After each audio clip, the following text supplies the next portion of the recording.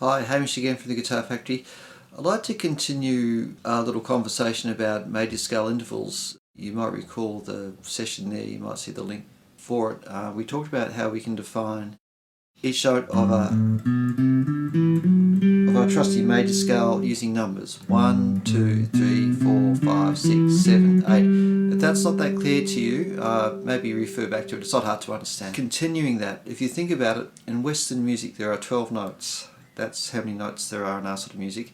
Within the major scale, we've got 1, 2, 3, 4, 5, 6, 7, 8. We've got 7 notes within that major scale.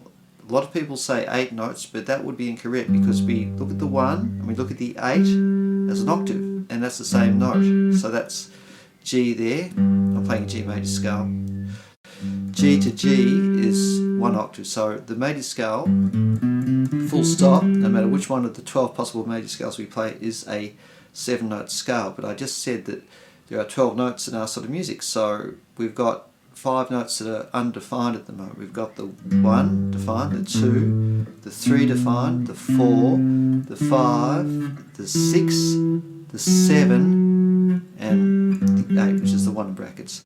So we can actually define the other notes, and what we do is we define them by calling them either a sharp or a flat from the interval. And that's got nothing to do with sharp notes or flat notes. It's really got everything to do with the position of where the major scale intervals are located. So if I start off with maybe one of the key ones, I'm going to go up to the 7. So here we go. 1, 2, 3, 4, 5, 6, 7.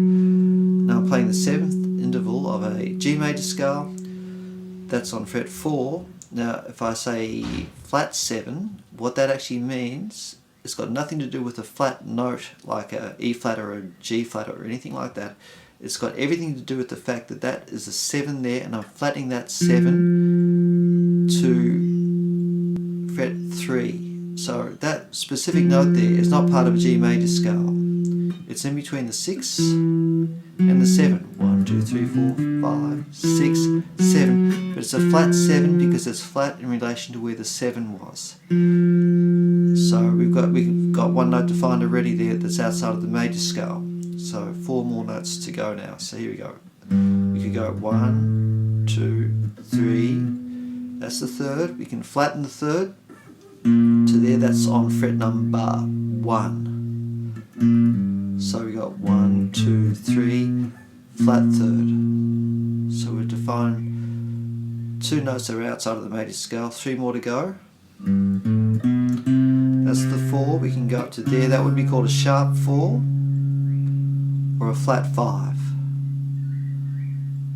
And then we can go to the 5, and then we can go to a sharp 5, which is up a semitone from where the 5 was, and that would be on either fret 6 there, or you might like to play it on fret 1 on the D string, doesn't matter. So there's 5, sharp 5, augmented fifth is the other name for that, so you might see that with a plus sign, plus 5.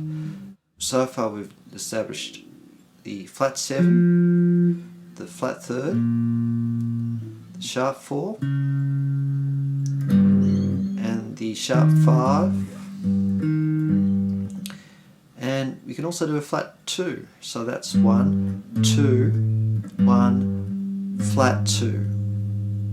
And that gives you the whole spectrum of notes codified as intervals. Here's a chromatic scale. Chromatic means semitone by semitone. So it's 1, flat 2, 2, flat 3, 3, 4, sharp 4, flat 5, 5, sharp 5, flat 6, 6, flat 7, 7, 8.